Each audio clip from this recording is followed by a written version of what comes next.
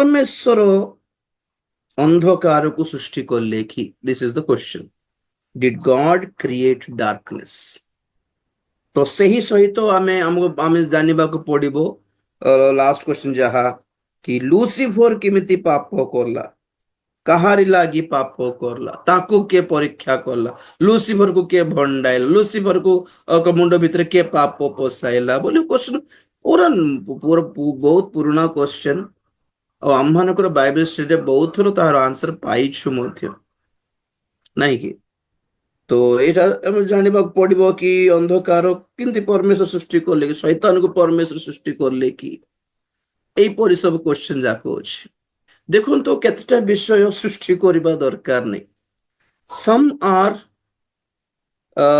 Self existent co-existent and eternally existent केमती कहबी ओडिया रे बोली कहले देखो फॉर एग्जांपल हाँ बोली कहले तार विपरीत न बोलबाटा अच्छी कि ना ना ताको कैंसिल कर दे हेबो कि कहंतु तो कैंसिल करी हेबो ने if there is a yes then obviously there should be a no choices काली कथा कहूथिले आपण मानकू कि जेमिति हमर सरकार चेष्टा करूछि विपक्ष रहित भारत ऑपोजिशन फ्री इंडिया तो ऑपोजिशन जदि नाही गोटे सरकार ठियाला परे ताको अपोज को आगे आगे आप ठीक करूनाती आपण गोटे शासन ठीक नहीं आपण लोक मान लुटी खाउछंती एटा खुटिकार न्याय एटा लोक मान सेमती नहीं आमे झगड़ा हेले हेबने रे बाबू माने तुम नेक्स्ट टाइम इलेक्शन को तांको बाछबो हमको बाछबो तुमको छाड़ देछि बोली लोक मान को से गणतंत्र मींस लोकतंत्र मींस एटा लोक मान को फ्रीडम देबो कि तुम बाछो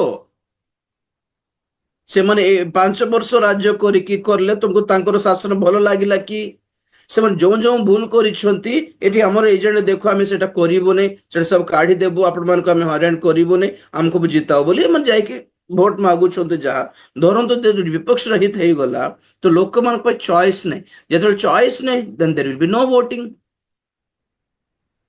नहीं तो दिस इज कंप्लीटली रॉन्ग सेत में गण लोकतंत्र नथिबाटा लोक मान पय बहुत विपद फ्यूचर एटा ठीक सही प्रकार there should be a विपक्ष सेमिति सत्य सामना रे असत्य बोलिबाटा it is self existent and co-existent and eternally existent जेते दिन पर्यंत सत्य रहिबो से पर्यंत असत्य भी थिबो ही आगे कोठी ना कोठी भलो अछि बोल कहले मंद भी थिबो ही कोठी ना कोठी तो धरंतु आपण माने कि ए सब सृष्टि हेबा पूर्वरु देयर वाज गॉड वाज काहे कहूछ माने पुरातन कालर कथा कहूछ जेहेतु के नथिले सेते बेले आदम सृष्टि हे नथिला दूत माने भी सृष्टि हे नथिले ईश्वर एकला थिले so who is God and who what is God धरंतु समस्त उत्तमतार एक आकर अटंती परमेश्वर को स्टार्ट करिबा परमेश्वर अटंती ज्योति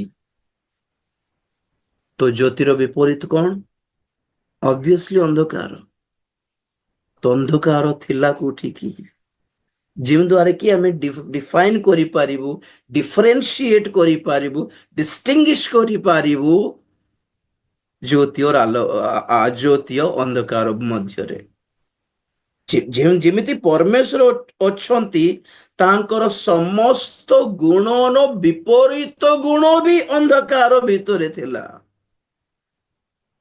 परमेश्वर जेहेतु सत्य तो मिथ्या भी अंधकार भितर थिला सब अंधकार क्वालिटी एटा सब परमेश्वर पवित्र तो असुचिता कोठ थिला अंधकार भितर ही थिला परमेश्वर उत्तम मंदता कोठ थिला अंधकार भितर थिला दुष्टता असुचिता मिथ्या सब परमेश्वर यदि धार्मिक राइचस तो ऑल अनराइचस ऑल अधार्मिकता मूर्खता ऑल नेगेटिव कैरेक्टर्स अंधकार भितर थिला सेति पई କୁହାଯାଏ କି ଆଲୋକର ଜ୍ୟୋତିର ଗୋଟେ ସୀମା ଥିଲା। କହି ପଢିବେ କି ଆଦି ପୁସ୍ତକ ସରି ଆୟୁବ ପୁସ୍ତକ। ଏସବୁ ବହୁତ କମ୍ପ୍ଲିକେଟେଡ ଇସ୍ୟୁଜ ଯେ ତଥାପି ଟ୍ରାଏ କରୁଛି ଆପଣଙ୍କୁ ବୁଝାଇବା ପାଇଁ। ଏଇଟା ସବୁ ଆପଣ ନ ଜାଣିଲେ ବି କିଛି ବଡ କଥା କିଛି ନାହିଁ ଯେ ତଥାପି ଯେହେତୁ ଆପଣମାନେ ଟିକେ ଭାବୁଛି ଆପଣ ଟିକେ ମେଚୁରିଟିକୁ ଆସିଛନ୍ତି ବୋଲି ଟିକେ ପରିପକ୍ୱତାକୁ ଆସିପାରୁଛନ୍ତି ବୋଲି ବୁଝାଉଛି, ନହେଲେ ମୁଁ ଇଗ୍ନୋର କରିଥାନ୍ତି। ଆୟୁବ ପୁସ୍ତକ 38:19-20 ପଢିବ। ଦୀପ୍ତିର ବାସସ୍ଥାନକୁ ପଥ କାହିଁ ଓ ଅନ୍ଧକାରର ସ୍ଥାନ କେଉଁଠାରେ? ତୁମ୍ଭେ କି ତହିଁର ସୀମାକୁ ତାହାକୁ ନେଇପାର ଓ ତହିଁର ଗୃହପଥ କି ଚିହ୍ନିପାର? ବାସ୍ ବାସ୍ ବାସ୍। ଦୀପ୍ତିର ବାସସ୍ଥାନକୁ ପଥ କାହିଁ। ତ ଏଠିରେ ଆମେ ଜାଣିବା ଦରକାର ଦୀପ୍ତି ବି ଥିଲେ, ଯେହେତୁ ପରମେଶ୍ୱର ହି ୱାଜ ଦ ଓନ୍ଲି ଲାଇଟ୍। ତ ଇଚ୍ଛା ନ କଲେ ମଧ୍ୟ ଦେର୍ will be a darkness obviously। ତ ଦୀପ୍ତି ଆଉ କଣ ଲେଖାଯାଇଛି? ଦୀପ୍ତିର ବାସସ୍ଥାନର ପଥ କାହିଁ, ଅନ୍ଧକାରର ସ୍ଥାନ କେଉଁଠାରେ, ତୁମ୍ଭେ କି ତହିଁର ସୀମାକୁ ତାହାକୁ ନେଇପାରିବେ। ଏ ୱାର୍ଡଟା ମନେ ରଖନ୍ତୁ, ସୀମା। ଅନ୍ଧକାର ଆଉ ଜ୍ୟୋତି ମଧ୍ୟରେ ଗୋଟେ ସୀମା ଥିଲା। ଆଉ ପରମେଶ୍ୱର କୋଉଠି ରହୁଥିଲେ?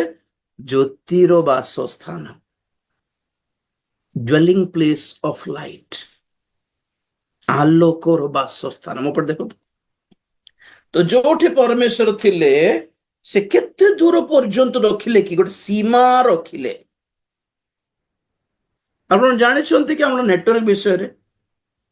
ଗୋଟେ ଗୋଟେ ଗୋଟେ ଗୋଟେ ଟାୱାରର ନେଟୱାର୍କ କେତେ ଦୂର ପର୍ଯ୍ୟନ୍ତ ଯିବା କଥା ସେତିକି ଦୂର ପର୍ଯ୍ୟନ୍ତ ଯିବ। ଫର ଏକ୍ସାମ୍ପଲ, ଆମେ ଯଦି ଫ୍ଲାଇଟରେ ଯାଉଛୁ ଆମକୁ ନେଟୱାର୍କ ଧରିବ ନାହିଁ। ତଳେ ପୁରା ନେଟୱାର୍କ ଥିଲେ ମଧ୍ୟ network tower tower network network tower ଏତିକି ଥିଲେ ମଧ୍ୟ ତଳେ ଉପରକୁ ଗଲା ବେଳକୁ କେତେକ ସୀମା, ଗୋଟେ ସୀମା ଥିବ, ତାକୁ କ୍ରସ୍ କରିଦେଲା ପରେ ନେଟୱାର୍କ ଧରିବ ନାହିଁ। ତ ଏବେ ତ ଆମକୁ ପୁରା ଅଲ୍ ଇଣ୍ଡିଆରେ ଆମକୁ ଇନକମିଂ ର ପ୍ରୋବ୍ଲେମ କିଛି ନାହିଁ। ତ ଆଗେ କେମିତି ଥିଲା? ଓଡିଶାର ନେଟୱାର୍କ, ଓଡିଶାର ଫୋନ ଆନ୍ଧ୍ରା ଧରିକି ଗଲେ ଆମକୁ ଏକ୍ସଟ୍ରା ଚାର୍ଜ ପଡି ଯାଉଥିଲା କି ନାହିଁ? ଆନ୍ଧ୍ରାର ବର୍ଡର କ୍ରସ୍ କରୁ କରୁ ଆନ୍ଧ୍ରାର ସିଗ୍ନାଲ ଦେଖାଉଥିଲା। ଓଡିଶାରେ ଥିଲେ ଆମକୁ ଫୋନ ଆସିଲେ ଇନକମିଂ ଚାର୍ଜ ପଡୁନଥିଲା, ଇନକମିଂ ଚାର୍ଜ ବି ପଡି ଯାଉଥିଲା। ବାହାରକୁ ଗଲେ, ଭିତରେ ଥିଲେ ହଉନଥିଲା। ମୁଁ ଦେଖୁଥାଏ କେମିତି ଏଟା ସେମାନେ ଜାଣିପାରନ୍ତି କି ମୁଁ ବର୍ଡର କ୍ରସ୍ କରିଛି ବୋଲି। ତ ନେଟୱାର୍କର ଗୋଟେ ସୀମା ସେମାନେ ଛାଡନ୍ତି, ଏତିକି କିଲୋମିଟର ପର୍ଯ୍ୟନ୍ତ ହିଁ ନେଟୱାର୍କ ଧରିବ। ସୀମା ଦେଖିକି ସେମାନେ ସେଟ୍ କରନ୍ତି, କରୁଥିଲେ, ଆଇ ମିନ୍ ସେତେବେଳର କଥା। ସେମିତି ପରମେଶ୍ୱର କଣ କଲେ? ଆପଣର ଜ୍ୟୋତିର ଗୋଟେ ବଡ ସୀମା ପୁରା ଗାର ମାରିକି ରଖିଥିଲେ। ତା ବାହାରେ ଅନ୍ଧକାର ଅଛି। ଆମେ ପ୍ରକାଶିତ ବାକ୍ୟ ପଢିଲା ବେଳେ କଣ ଶୁଣୁଥିଲୁ? ବାହାର ଅନ୍ଧକାର, ପାତାଳର ବହୁତ ଗୁଡାଏ 7 ପ୍ରକାରର ପାତାଳ ଭିତରେ ଆମେ ଲାଷ୍ଟ କୋଟା ପଢିଲୁ, ଆମେ କୋଟା ଶିଖିଲୁ, ମାନେ ବାହାର ଅନ୍ଧକାର, ଆଉଟର ଡାର୍କନେସ୍। ପଢିଥିବ ସେଇଟା କୋଉଠି? ପ୍ରକାଶିତ 22:15 ଆଉ ମାଥ୍ୟୁ 22:13 କି? ପ୍ରକାଶିତ 22:15। କୁକୁରମାନେ, ମାୟାବୀ, ବ୍ୟଭିଚାରୀ, ନରଘାତକ, ପ୍ରତିମା ପୂଜକ, ପୁଣି ମିଥ୍ୟାପ୍ରିୟ ଓ ମିଥ୍ୟାଚାରୀମାନେ ବାହାରେ ରହିବେ। ବାସ୍ 22:13 ମାଥ୍ୟୁ।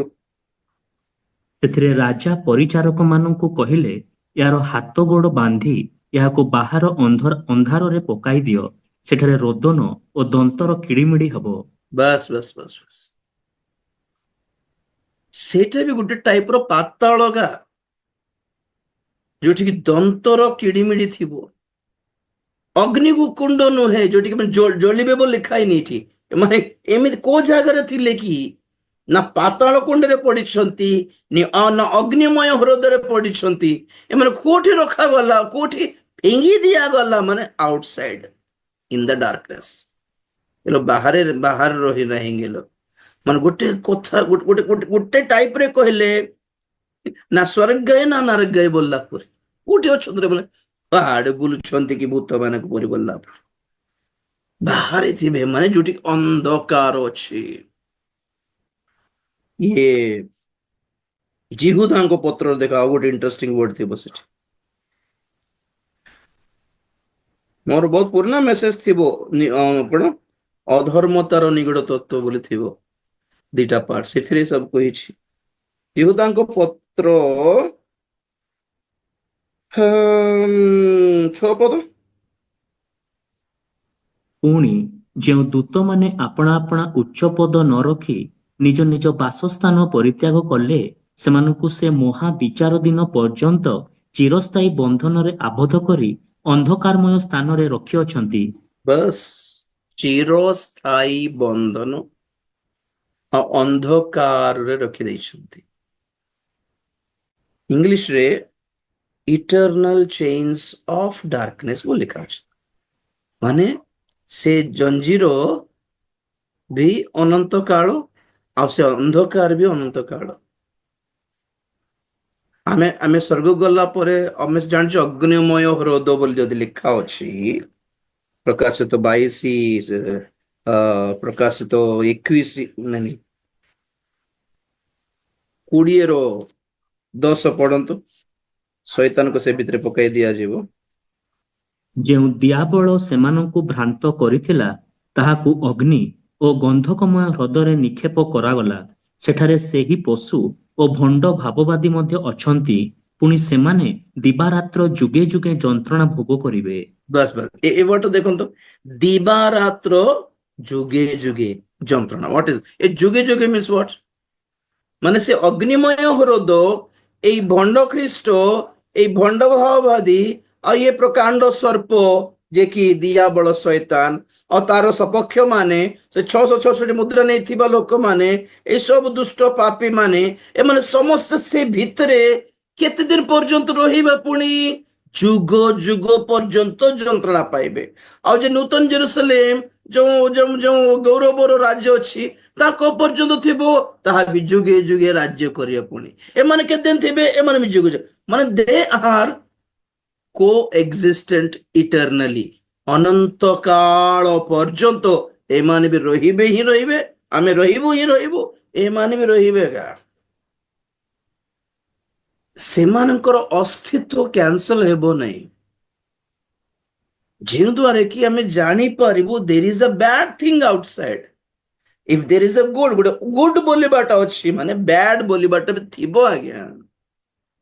ତେଣୁକରି କ୍ୱେଶ୍ଚନ କଣ, ମାନେ ପରମେଶ୍ୱର ଅନ୍ଧକାରକୁ ସୃଷ୍ଟି କଲେ କି? ନା ନା ନା ନା, ଅନ୍ଧକାରର ସ୍ୱଭାବ ଗୁଡ଼ିକ ଅଟୋମେଟିକଲି ଏକ୍ଜିଷ୍ଟ ହେଇଗଲା, ହୁଏ। ତ ଲୁସିଫର କେମିତି ପାପ କଲା ବୋଲିବାଟା କ୍ୱେଶ୍ଚନ ଏଠି। ତ ଅନ୍ଧକାରର ସୀମା ନିରୂପଣ, ସରି, ଜ୍ୟୋତିର ସୀମା ପରମେଶ୍ୱର ନିରୂପଣ କଲେ। ଆମେ ଶୁଣିଲୁ କି ଜ୍ୟୋତିର ସୀମା ବାହାର ପଟେ ଅନ୍ଧକାର ଓ ଅନ୍ଧକାର ଭିତରେ ଥିବା ଏଇ ସବୁ ସ୍ୱଭାବ ଗୁଡ଼ିକ ଆମେ ପଢିଥିଲୁ ରୋମିଓର ଅନ୍ଧକାରର କର୍ମ ବୋଲି, ନାଇଁ କି? ରଙ୍ଗରସ, ମତ୍ତତା, ମଦ୍ୟପାନ, କାମୁକତା, ଏସବୁ ଅନ୍ଧକାରର କର୍ମ ବୋଲି ଲେଖା ଅଛି। ଏସବୁ ଅନ୍ଧକାରର କର୍ମ ଗୁଣ ଗୁଡ଼ିକ ଅଟେ। ଏସବୁ ଗୁଣ ଅଟେ। ଅନ୍ଧକାର ଗୋଟେ ମନୁଷ୍ୟ ନୁହେଁ, ମାନେ ଗୁଣ ଅଟେ। There are all characters. ତ ଏଇ କ୍ୟାରେକ୍ଟର ମାନଙ୍କୁ ଗୋଟେ ରୂପ ଦରକାର ବୋଲି ଜଗିଛନ୍ତି। ଫର ଏକ୍ସାମ୍ପଲ, ଯୀଶୁ କିଏ? ଆମେ ଶୁଣ, କରୁଣାମୟ, ଦୟାମୟ, ପ୍ରେମମୟ, ଆଣ୍ଡ ଏମିତି ପରମେଶ୍ୱର ଅଟନ୍ତି। ସମସ୍ତ ଉତ୍ତମ ଗୁଣର ଗୋଟେ ଆକର କିମ୍ବା ବ୍ୟକ୍ତିତ୍ୱ, ପର୍ସନାଲିଟି। ବାଇବେଲ କହେ ଈଶ୍ୱର ପ୍ରେମ କରନ୍ତି ବୋଲି ବି କହେ, ଆଉ ବାଇବେଲ କହେ ଈଶ୍ୱର ହିଁ ପ୍ରେମ ଅଟନ୍ତି। ବା ଆମେ ଜାଣୁ ପରମେଶ୍ୱର ଧାର୍ମିକ ପରମେଶ୍ୱର। ଆଉ ଗୋଟେ ଜାଗାରେ ଯେହୋବା ସିଦ୍କିନ୍ ମିନ୍ସ ଧାର୍ମିକତାର ରୂପ ସିଏ। ଯେହୋବା ମେକାଦେଶ ମାନେ ଆମ ପରମେଶ୍ୱର କିଛି ପାପ କରିନାହାନ୍ତି, ତେଣୁକରି ସେ ପବିତ୍ର। ଏଇଟା ତ ଆମର ଆମେ ବୁଝୁଛୁ, କିନ୍ତୁ ବାସ୍ତବରେ ପବିତ୍ରତା ବୋଲିବାଟା ଯାହା ଅଛି ମାନେ ସେ ଅଟନ୍ତି। ଏହା ତାଙ୍କର ନାମ ନୁହେଁ କି? ଆମ୍ବ ଖାଇଲେ ଆମ ପରି ଲାଗୁଛି ଆଜ୍ଞା। ଆମ ପରି କଣ, ଆମ ତ ଆଉ କଦଳୀ ଖାଇଲେ କଦଳୀ ପରି ଟେଷ୍ଟ ଲାଗୁଛି, କଦଳୀ ତ ଆଉ ସେଇଟା ସେମିତି। ପରମେଶ୍ୱର ପବିତ୍ର ଅଟନ୍ତି ନାହିଁ, ସେହି ପବିତ୍ରତା ମିନ୍ସ ଗଡ। ରାଇଚିୟସନେସ୍ ମିନ୍ସ ଗଡ। ଲଭ ମିନ୍ସ ଗଡ। ଆମେ ଗଡ ବୋଲି କହୁ, କିନ୍ତୁ ଏସବୁ ପରମେଶ୍ୱର ଅଟନ୍ତି। ଆକ୍ଚୁଆଲି ଏସବୁ ଉତ୍ତମତା, ଉତ୍ତମ ଗୁଣ, ସତ୍ୟତା। ଆମ୍ଭେ ସତ୍ୟ ମାନେ କଣ? ଆମେ ସତ୍ୟ କହୁ ବୋଲିବାଟା ଲଜିକାଲି ଠିକ ନା? ଆମ୍ଭେ ସତ୍ୟ ମାନେ ହ୍ୱାଟ? ଆମ ଠାରୁ ଜ୍ୟୋତି ମିଳେ ବୋଲିବାଟା ଅଲଗା। ଆମ୍ଭେ ଜଗତର ଜ୍ୟୋତି ମିନ୍ସ ହ୍ୱାଟ? ସେ ସମସ୍ତ ଉତ୍ତମ ବିଷୟର ଆକର, ସମସ୍ତ ଉତ୍ତମ ବିଷୟର ସ୍ୱଭାବ, ବ୍ୟକ୍ତିତ୍ୱ, ପ୍ରପର୍ସନାଲିଟି ଅଟନ୍ତି ଆମ ପରମେଶ୍ୱର। ତ ସୁବେନ ଯେତେବେଳେ ଛୁଆକୁ ଧରି କହିଲେ କି ଆମ୍ଭେ ଈଶ୍ୱରଙ୍କର ପରିତ୍ରାଣ ଦେଖିଛୁ। ଆମେ ଈଶ୍ୱର ଆପଣ ଲୋକମାନଙ୍କୁ କେମିତି ପରିତ୍ରାଣ କରିବେ ମୁଁ ଦର୍ଶନରେ ଦେଖିଛି ବୋଲି କହିନାହାନ୍ତି। ଆମ୍ଭେ ଆମ ସ୍ୱଚକ୍ଷୁରେ ଈଶ୍ୱରଙ୍କର ପରିତ୍ରାଣ ଦେଖିଛୁ। ତ ହୁ ଇଜ ଜିସସ୍? ପରିତ୍ରାଣ କରିବେ, ପରିତ୍ରାଣ କର୍ତ୍ତା ପଛ କଥା। ହି ଇଜ ପରିତ୍ରାଣ। ଯକ୍ଷଙ୍କ ଘରକୁ ଯାଇକି ସେ କଣ କହିଲେ? ଆଜି ଗୃହରେ ପରିତ୍ରାଣ ଆସିଲା। ଆମ୍ଭେ ପରିତ୍ରାଣ ଦେଲୁ ବୋଲି କହିନାହାନ୍ତି, ପରିତ୍ରାଣ ଆସିଲା। ଏଥିପାଇଁ ଆମେ କହୁ ଯୀଶୁଙ୍କୁ ପାଇଲେ ପରିତ୍ରାଣ ପାଇବ। ମାନେ ହ୍ୱାଟ? ଯୀଶୁ ହିଁ ପରିତ୍ରାଣ ଅଟନ୍ତି। ଯୀଶୁ ହିଁ ପବିତ୍ରତା ଅଟ। ତାଙ୍କୁ ପାଇଲ ପବିତ୍ର ହେଇଗଲ, ତାଙ୍କୁ ପାଇଲ ଧାର୍ମିକ ହେଇଗଲ, ତାଙ୍କୁ ପାଇଲ ପରିତ୍ରାଣ ପ୍ରାପ୍ତ ହେଇଗଲ, ତାଙ୍କୁ ପାଇଲ ଅନୁଗ୍ରହ ପାଇଗଲ। ଏକ୍ସଟ୍ରା କିଛି କହିବାଟା ନାହିଁ ହରିଠି। ତାଙ୍କୁ ପାଇଲେ ଅମକଟା ମିଳିବ, ସମକଟା ମିଳିବ, ନା ନା। ତାଙ୍କୁ ପାଇଲେ ସବୁ କିଛି ତାଙ୍କ ସହିତ ଆସୁଛି, କାରଣ ସେ ହିଁ ଅଟନ୍ତି ସବୁ କିଛି। ଏଇଟା ସବୁ କାହିଁକି କହିଲି ମାନେ ଏଇ ସମସ୍ତ ଉତ୍ତମ ଗୁଣର ଆକର ଆଉ ବ୍ୟକ୍ତିତ୍ୱ ଯେମିତି ଯୀଶୁ ଅଟନ୍ତି, ସେହିପରି ଅନ୍ଧକାରରେ ଯେତିକି ଗୁଣ ଥିଲା ସେମାନେ ଅପେକ୍ଷା କରୁଥିଲେ ଆମକୁ ବି ଗୋଟେ ବ୍ୟକ୍ତିତ୍ୱ ଦରକାର। ଆଉ ସେହି ଅନ୍ଧକାରର ସମସ୍ତ ବ୍ୟକ୍ତିତ୍ୱକୁ ଲୁସିଫର ଆପଣା ଠାରେ ଆହ୍ୱାନ କଲା। ଆଉ ତା ପରଠୁ ସେ ଅନ୍ଧକାରର ଏକ ବ୍ୟକ୍ତିତ୍ୱ ହେଇଗଲା। ସେ ଅନ୍ଧକାରକୁ ଯାଇଛି ବୋଲି କହୁନାହିଁ, ଅନ୍ଧକାର ତା ଭିତରକୁ ଆସି ଗୋଟେ ରୂପ ନେଇଗଲା। ତ ଆଉ ଏବେ ଯୀଶୁଙ୍କ ଅନୁଗ୍ରହକୁ ଆମେ ଅଲଗା କରିପାରିବା କି? ଯୀଶୁଙ୍କ ପରିତ୍ରାଣକୁ ଅଲଗା କରିପାରିବ କି? ନାଇଁ ନାଇଁ, ବିକଜ ହି ଇଜ ଅଲ ଦୋସ୍। ସେ ନିଜେ ଏଇ ସବୁ ଉତ୍ତମ ଗୁଣ ଉଠନ୍ତି। ସେମିତି ଏ ଲୁସିଫର ଏସବୁ ଯେତେବେଳେ ଆପଣ ଠାରେ ଡାକି ନେଇଗଲା, ଆଉ କେବେ ମଧ୍ୟ ଏମାନେ ଅଲଗା ହେଇ ନ ପାରିବାର ବଣ୍ଡିଂ ହେଇଗଲା। ତ ଏବେ ଲୁସିଫର ହିଁ ଅନ୍ଧକାର ହେଇଗଲା, ଲୁସିଫର ହିଁ ଶୈତାନ ହେଇଗଲା, ଲୁସିଫର ହିଁ ଅଶୁଚିର ଆକର ହେଇଗଲା, ପାପର ଆକର ହେଇଗଲା, ଦୁଷ୍ଟତାର ଆକର ହେଇଗଲା, ଅନ୍ଧକାରର ସମସ୍ତ କର୍ମର ଆକର ହେଇଗଲା। ସେ ଯୋଉଠି ଥାଏ ସେଠି ଅନ୍ଧକାର ଥାଏ, ସେ ଯୋଉଠି ଯାଏ ସେଠି ପାପ ହୁଏ, ସେ ଯୋଉଠି ଯାଏ ସେଠି ଅଶୁଚ୍ୟତା ଥାଏ, ସେ ଯୋଉଠି ଯାଏ ସେଠି ଅଧାର୍ମିକତା ଥାଏ। କେତେ ଲମ୍ବା ଚଢ଼ କହିହେବ? ଏବେ ଯେମିତି ପରମେଶ୍ୱରଙ୍କର ଉତ୍ତମ ଗୁଣର ଗୋଟେ ରୂପ ବ୍ୟକ୍ତିତ୍ୱ ଥିଲା, ଅନ୍ଧକାର ବି ଅପେକ୍ଷା କରୁଥିଲା ଆମକୁ ବି ଗୋଟେ ରୂପ ମିଳିଥାନ୍ତା। ଏ ଗୁଣକୁ ବ୍ୟକ୍ତିତ୍ୱ ମିଳୁନଥିଲା। ଗୋଟେ ଡ୍ରେସ, ଗୋଟେ ରୂପ, ଗୋଟେ ଆକାର ମିଳୁନଥିଲା। ସେ ଜଗିଥିଲେ ଆମକୁ ପଶିବାକୁ ଦିଅରେ, ଆମକୁ ପଶିବାକୁ ଦିଅରେ, ଆମେ ବି ଟିକେ ଆସିଥାନ୍ତୁ। ସେଥିପାଇଁ ବହୁତ ଜଣ କଣ କହନ୍ତି ମାନେ ଲୁସିଫର ପୂର୍ବରୁ ଲୁସିଫର ଆଗରୁ ବି ଶୈତାନ ଥିଲା ବୋଲି କହନ୍ତି।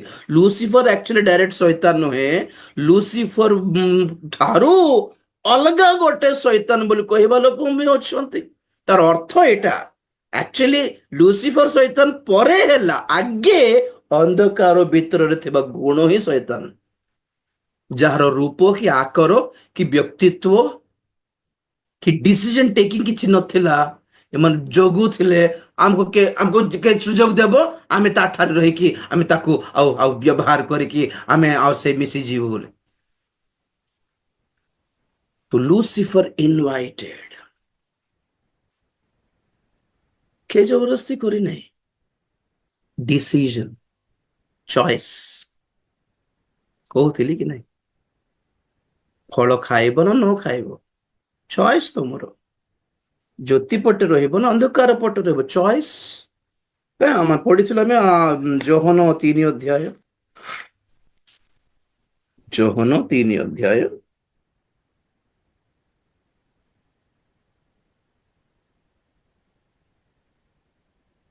19-20। ଆଉ ସେହି ବିଚାର ଏହି, ଜଗତରେ ଜ୍ୟୋତି ପ୍ରକାଶିତ ହୋଇଅଛି, ଆଉ ଲୋକମାନେ ଜ୍ୟୋତି ଅପେକ୍ଷା ବରଂ ଅନ୍ଧକାରକୁ ଭଲ ପାଇଲେ, ଯେଣୁ ସେମାନଙ୍କର କର୍ମ ସବୁ ମନ୍ଦ। କାରଣ ଯେ କେହି କୁକର୍ମ କରେ, ଯେ ଜ୍ୟୋତିକି ଘୃଣା କରେ, ପୁଣି କାଳେ ତାହାର କର୍ମର ଦୋଷ ପ୍ରକାଶିତ ହୁଏ, ଏଥିପାଇଁ ସେ ଜ୍ୟୋତି ନିକଟକୁ ଆସେ ନାହିଁ। 21 ବି। କିନ୍ତୁ ଯେ କେହି ସତ୍ୟ ଆଚରଣ କରେ, ସେ ଜ୍ୟୋତି ନିକଟକୁ ଆସେ, ଯେପରି ତାହାର କର୍ମ ସବୁ ଈଶ୍ୱରଙ୍କ ଠାରେ ସାଧିତ ବୋଲି ପ୍ରକାଶିତ ହୁଏ। ବାସ୍, ଏବେ ଦେଖନ୍ତୁ, କାଲି କହୁଥିଲି ଯୀଶୁଙ୍କୁ ନ ମାନିଲେ ଆମେ ମାନିବୁନି ଆଜ୍ଞା ବୋଲି, ଠିକ ଅଛି ନ ମାନ, ତ ନେକ୍ସଟ ହ୍ୱାଟ? ଯେତେବେଳେ ଆମେ ଯୀଶୁଙ୍କୁ ଅଗ୍ରାହ୍ୟ କଲୁ, ସାଙ୍ଗେ ସାଙ୍ଗେ ଅନ୍ଧକାର ଆସି ମାଡ଼ି ବସିବ, ଆଉ ମଝିରେ ଅପସନ ନାହିଁ। ଅନ୍ଧକାରକୁ ଡାକିବା ଦରକାର ନାହିଁ ଆଜ୍ଞା, ଜ୍ୟୋତିକୁ ମନା କରିଦେଲେ ହେଲା। ଆଉ କଣ ଲେଖା ହେଇଛି ଏଠି? ଲୋକମାନେ ଜ୍ୟୋତିକୁ ଭଲ ପାଇଲେ ନାହିଁ, ଅନ୍ଧକାରକୁ ହିଁ ଭଲ ପାଇଲେ। ଇଟ୍ ଇଜ ଦେयर ଡିସିଜନ, ସେମାନଙ୍କର ଚଏସ୍ ଏଟା। ଆମେ କାହିଁକି ସୁସମାଚାର ପ୍ରଚାର କରୁ? ମୋ ପଟେ ଦେଖନ୍ତୁ, ଆମେ ଏଥିପାଇଁ ସୁସମାଚାର ପ୍ରଚାର କରୁନୁ କି ଶୁଣିକି ସମସ୍ତେ ପରିତ୍ରାଣ ପାଇଦେବେ ବୋଲି, ନା ନା ନା। ଶୁଣିକି ପରିତ୍ରାଣ ପାଇବା ଲୋକମାନେ ସେମାନେ ଯେଉଁମାନେ କି ପ୍ରଭୁଙ୍କ ଠାରୁ ମନୋନୀତ ହେଇଛନ୍ତି। ଓକେ, ପରିତ୍ରାଣ ସେମାନଙ୍କ ପାଇଁ ଅଟେ। ତଥାପି ସମସ୍ତଙ୍କୁ କାହିଁକି ସୁସମାଚାର ପ୍ରଚାର କରୁଛୁ? ମାନେ ଲୋକମାନଙ୍କ ପାଖରେ ଗୋଟେ ଚଏସ୍ ଥାଉ। ପରେ ପାତାଳକୁ ଯାଇକି ଏମାନଙ୍କୁ ନ କୁହନ୍ତୁ ହଁ ଏମିତି ବି ଥିଲା କି ଆଜ୍ଞା, ଆମକୁ କହିଲେ ନାହିଁ, ଆମକୁ କହିଲେ ଆମେ କି ଜଣେ ସେପଟେ ବାଛିଥାନ୍ତୁ। ଆଚ୍ଛା, ଚାଲାକି ଲୋକମାନେ। ତେଣୁକରି ସେମାନେ ନ ଶୁଣିଲେ ବି, ଗ୍ରହଣ ନ କଲେ ବି ଫରକ ପଡିବନି, ଜଷ୍ଟ ଶୁଣାଇ ଦେଉଛୁ ଆମେ। ବାସ୍ ଆମେ ଜାଣିଛୁ ସେମାନେ ପରିତ୍ରାଣ ପାଇବେ କି ନ ପାଇବେ। କହିଦେଲେ ବିଚାର ବେଳକୁ ଏମାନଙ୍କ ପାଖରେ ବଞ୍ଚିଯିବାର ସୁଯୋଗ ନଥିବ। ପ୍ରଭୁ କହିବେ ତୁମେ ତ ଶୁଣା ଯାଇଥିଲା, ଦିଆଯାଇଥିଲା, ତୁମେ ତ ଗ୍ରହଣ କଲ ନାହିଁ, ଇଟ୍ ୱାଜ ୟୋର ଚଏସ୍। ସତ୍ୟ କଣ ମିଛ କଣ ତୁମେ ଜାଣିଛ। ଦେଖନ୍ତୁ ଦ୍ୱିତୀୟ ବିବରଣୀ 30:19-20। ଓ ପରମେଶ୍ୱର କେଡେ ମହାନ ଆଜ୍ଞା, ମହାନ ଆଉ ବହୁତ ଜ୍ଞାନବାନ ପରମେଶ୍ୱର। Wow, what a knowledge, what a smart God we have actually। 30:19 ଦ୍ୱିତୀୟ ବିବରଣୀ। ମୁଁ ଆଜି ତୁମ୍ଭମାନଙ୍କ ପ୍ରତିକୂଳରେ ସ୍ୱର୍ଗ ଓ ମର୍ତ୍ତ୍ୟକୁ ସାକ୍ଷୀ କରି କହୁଅଛି ଯେ, ମୁଁ ତୁମ୍ଭ ସମ୍ମୁଖରେ ଜୀବନ ଓ ମରଣ, ଆଶୀର୍ବାଦ ଓ ଅଭିଶାପ ରଖିଲି। ଏ ଗୋଟେ ନିମନ୍ତେ ମିନିଟ, ତୁମ୍ଭେ ଗୋଟେ ମିନିଟ, 15 ପଦରେ ପଢିଦେ, 30:15। ଦେଖ, ଆଜି ମୁଁ ତୁମ୍ଭ ସମ୍ମୁଖରେ ଜୀବନ ଓ ମଙ୍ଗଳ, ପୁଣି ମରଣ ଓ ଅମଙ୍ଗଳ ରଖିଲି। ବାସ୍ ହେଲା। ଦେଖ ଦେଖ ଦେଖ, ଆଦି ପୁସ୍ତକରେ ସତ୍ୟ ଅସତ୍ୟର ଜ୍ଞାନଦାୟକ ବୃକ୍ଷର ଫଳ। ଏଠି ଦ୍ୱିତୀୟ ବିବରଣୀ କଣ କରୁଛନ୍ତି? ଜୀବନ ଆଉ ମରଣ, ମଙ୍ଗଳ ଅମଙ୍ଗଳ, ଆଶୀର୍ବାଦ ଅଭିଶାପ ତୁମ ସମ୍ମୁଖରେ ରଖିକି, ମାଥିରେ ଗଲା ବେଳକୁ ଯୀଶୁ ଖ୍ରୀଷ୍ଟ ବାରବା ରଖିକି କଣ କଲି ତୁମ୍ଭ ପ୍ରତିକୂଳରେ ସାକ୍ଷ୍ୟ ଦେବାକୁ ପୃଥିବୀ ଆକାଶକୁ ଡାକିଲି ବୋଲୁଛନ୍ତି। ସାକ୍ଷୀ କଣ ପାଇଁ? ତୁମେ ଯାହା ବାଛୁଛ ତାହା ହିଁ ତୁମ ପ୍ରତି ଘଟିବ, ମତେ ଦୋଷ ଦେବନି। ଓକେ, ଉତ୍ତମତା ବାଛିଲେ ୟୁ ୱିଲ୍ ବି ଗୁଡ୍। ମୁଁ ଖୁସି ହେବି ଆଉ ତୁମକୁ ଉତ୍ତମତା ବାଛିଥିବାରୁ ଏକ୍ସଟ୍ରା ପୁରସ୍କାର ବି ଦେବି। ଯଦି ମନ୍ଦତା ବାଛିଲ, ଯଦି ଅଧାର୍ମିକତା ବାଛିଲ, ଯଦି ମିଥ୍ୟା ବାଛିନେଲ, ଯଦି ଅଭିଶାପ ବାଛିନେଲ, ଯଦି ମରଣ ବାଛିନେଲ, ତୁମର ଜୀବନ ଯନ୍ତ୍ରଣାମୟରେ ପୂର୍ଣ୍ଣ ହେଇକି, ବିପଦରେ ପୂର୍ଣ୍ଣ ହେଇକି, ଯନ୍ତ୍ରଣାରେ ପୂର୍ଣ୍ଣ ହେଇକି, ଦୁଃଖ କଷ୍ଟରେ ଭୋଗିବାର ଅବସ୍ଥା ଆସିଲା ପରେ, ହେ ଭଗବାନ ମୋର ଜୀବନ କାହିଁକି ଏମିତି କରିଦେଲ ବୋଲି ତମେ ଯେପରି ମତେ ଦୋଷ ନ ଦେବ ଏଥିପାଇଁ ପୃଥିବୀ ଆକାଶକୁ ସାକ୍ଷୀ କରିଲି ବୋଲେ। ମାଇ ଗଡ୍, ତ ଚଏସ୍ ହାଉ ବୋଲି ପ୍ରଭୁ ରଖିଛନ୍ତି ଶୈତାନକୁ ଆଜି ପର୍ଯ୍ୟନ୍ତ ସେଟା ପାଇଁ ରଖିଛନ୍ତି। ଚଏସ୍, ଆମର ଚଏସ୍ ଯଦି ଠିକ ହେଇଗଲା, ଶୁଣନ୍ତୁ ଶୁଣନ୍ତୁ, ଆମର ଚଏସ୍ କୁ କଣ କହିବା? ବାଛିବାର ସ୍ୱାଧୀନତା। ଯାହା ଆମେ ଯାହା ବାଛି ନେଇଛୁ, ଯାହା ଠିକ ହେଇଗଲା, ତ ଉତ୍ତମ ରାଜ୍ୟରେ ପ୍ରବେଶ କଲା ପରେ ଆଉ ଏ ଅପୋଜିଟ ର ଏ ନେଗେଟିଭ ର ଜିନିଷ ଆଉ କେବେ ବି ଦେଖିବୁନି ଆମେ। କାରଣ ଉତ୍ତମତା ବାଛି ନେଇଗଲା ପରେ ପ୍ରଭୁ ଜାଣି ଦେବେ କି ଆଉ ଆକୁ ଅନ୍ଧକାର ଦେଖାଇଲେ, ତାକୁ ଅସତ୍ୟ ଦେଖାଇଲେ, ଆକୁ ମିଛ ଦେଖାଇଲେ ବି ଆଉ ସେପଟେ ଯିବାର ଚାନ୍ସ ନାହିଁ। ଏଇଟା ମୋର ପିଲା, ମୋର ଡିଏନଏ ର ପିଲା ବୋଲି ପ୍ରଭୁ ଜାଣିବେ। ପ୍ରଭୁ ଆଗରୁ ଜାଣିଛନ୍ତି ଯେ ସମସ୍ତଙ୍କ ସାମ୍ନାରେ ଆଉ ଆପଣଙ୍କୁ ମଧ୍ୟ ଗୋଟେ ପ୍ରମାଣିତ କରିବେ ଦିନେ ବୋଲଛି। କାଲି କହୁଥିଲି ଗୋଗ ମାଗୋଗ ଯୁଦ୍ଧ ବିଷୟରେ। ଦେଖନ୍ତୁ, 1000 ବର୍ଷ ଶାସନ ହେଲା, ଲୋକମାନେ ପ୍ରଭୁଙ୍କର ପ୍ରେମ ଦେଖିଲେ, ଅନୁଗ୍ରହ ଦେଖିଲେ, ଦୟା ଦେଖିଲେ, ସେ ଖଇଲାରୁ ଖାଇଲେ ବି, ମ୍ୟାରେଜ ଫ୍ୟାରେଜ ହେଲେ, 1000 ବର୍ଷ ଶାସନ ସବୁ ହେବ। ଏଇ 70 ବର୍ଷ 80 ବର୍ଷରେ ଖଟି ଯାଉଛି, ମରି ଯାଉଛି ବୋଲି ହଉଛ କି? ଏହି ପୃଥିବୀରେ 1000 ବର୍ଷ ବଞ୍ଚିବେ ଆଜ୍ଞା ଆପଣ, with family। ସେଇ 20 ଅଧ୍ୟାୟରୁ ଯାହା ବର୍ଣ୍ଣନା କରିଛି, ବ୍ୟାଖ୍ୟା କରିଛି ପ୍ରକାଶ ବ୍ୟାଖ୍ୟା, ଶୁଣନ୍ତୁ, ଜାଣିବେ ଆପଣ ମାନେ ଫ୍ୟୁଚର କଣ। ତ 1000 ବର୍ଷ କେତେ ଲୋକ ଥିବେ? ଗୋଗ ମାଗୋଗ ପରି ଦିଟା ଜାତିର ଲୋକମାନେ ହିଁ ପୃଥିବୀର ବାଲି ତୁଲ୍ୟ ବିସ୍ତାରିତ ବୋଲି ଲେଖାଯାଉଛି। ତ ସେଇ ହିସାବରେ ଏହି ପୃଥିବୀ ଆହୁରି ପରିପୂର୍ଣ୍ଣ ଭାବେ 800 କୋଟି ଜନସଂଖ୍ୟା କିଛି ନାହିଁ।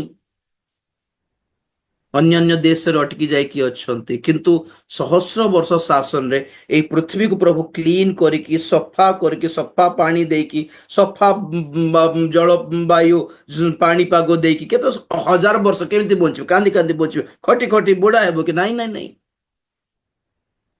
ଅବଶ୍ୟ ବରକନ୍ୟା ମଣ୍ଡଳୀ ଯେ ଗୌରବରେ ଥିବ ସେ ଅଲଗା ଥିବ, ବାକି ଲୋକମାନେ ଯେଉଁମାନେ ଗୌରବ ବିଶିଷ୍ଟ ବିହୀନ ଥିବେ ସେମାନଙ୍କର ଲାଇଫ ଅଲଗା ଥିବ ଜଗତରେ, ଏଇ 1000 ବର୍ଷ ଶାସନ। ତ ମୋର କହିବା କଥା କଣ, ଯୀଶୁଙ୍କର ପ୍ରେମ ଦୟା ସବୁ 1000 ବର୍ଷ ଭୋଗିଥିବା ଲୋକମାନେ ହଠାତ୍ ଯେତେବେଳେ ଶୈତାନକୁ ପରମେଶ୍ୱର ରିଲିଜ କରିଦେଲେ, ମୁକ୍ତ କରିଦେଲେ, ସେ ଯେତେବେଳେ ଆସିଲା, ଏଇ ଲୋକମାନେ ଅଧାରୁ ଅଧିକ ଲୋକମାନେ ଶୈତାନକୁ ସପୋର୍ଟ କରିଦିଅନ୍ତି। ମାନେ ବୁଝନ୍ତୁ କି ହାଲତ ଏଟାରେ, ବାପରେ। 1000 ବର୍ଷ ପ୍ରଭୁଙ୍କୁ ଚିହ୍ନିଲ ପରା, ତାଙ୍କେ ଦେଲାଟା ଖାଇଲ ତ।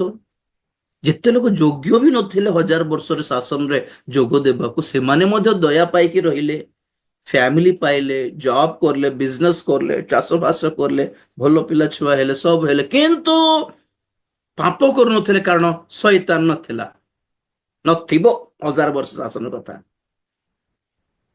ତ ଏମାନେ ସତରେ ପ୍ରଭୁଙ୍କୁ ପ୍ରେମ କରୁଛନ୍ତି ନା ନାଇଁ? ନା ବିପକ୍ଷ ନଥିବାରୁ ଖାଲି ଯୀଶୁଙ୍କୁ ବାଛିଛନ୍ତି ନା କେମିତି? କେମିତି ଜାଣି ହେବ?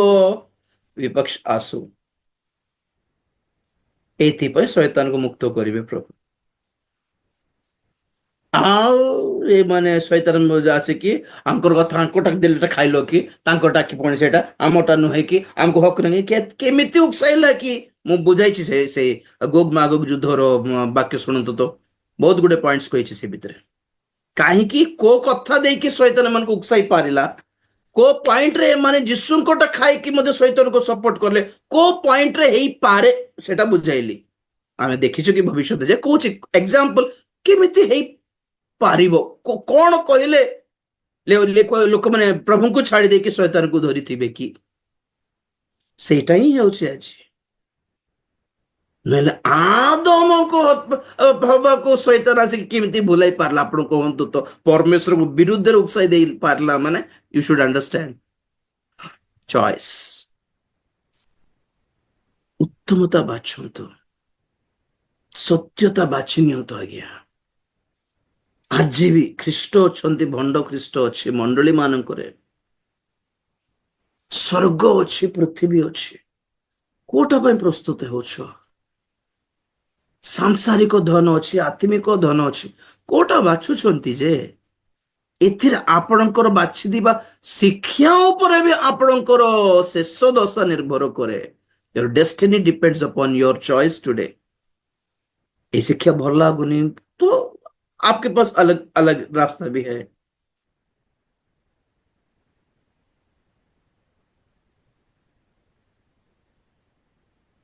कहीं लूसीफर केमिति पाप करला माने से आह्वान कला लाइफ तार चॉइस थिला सेटा ताको के ठोकिला नहीं के भंडाइला नहीं बुझले कि आपण को बहुत जन जो मैंने आज आम जूम रे जॉइन होती कि यूट्यूब रे जॉइन होती आप घर घर जाकि आप ब्रेन वॉश करली कि जूम जॉइन करने को नहीं तो हाँ कि नहीं आपण निजे स्क्वाड कौन शुणिकी आपण हृदय भीतर गोटे कनेक्शन पाई सत्य कथा आज्ञा ये जो भाई कहते राइट जमी लगिला से मैंने एड रिक्वेस्ट पठाइले एड रिक्वेस्ट पठाइले भी मु व्हाट्सएप ग्रुप रे जॉइन करले भी चॉइस आपणकर केते बेले भी छाड़ी दे पारिबे काहे की कंटिन्यू करूछंती काहे की पैसा देउछि बोली कि नहीं ना ब्रेन वॉश किछ करूछु कि ना ना ना ग्रुप छाड़ी देले विनष्ट हो जेबल कहूछि कि ना ना सेमती कहबी नहीं ना you have all the right रहने का राइट है जाने का भी राइट है मैं भी कहे राजीव भाई जो को रास्ता पथ शिक्षा ये सब भूल लगुच मैंने एबे भी आप छाड़ दे पारे it's your choice brother sister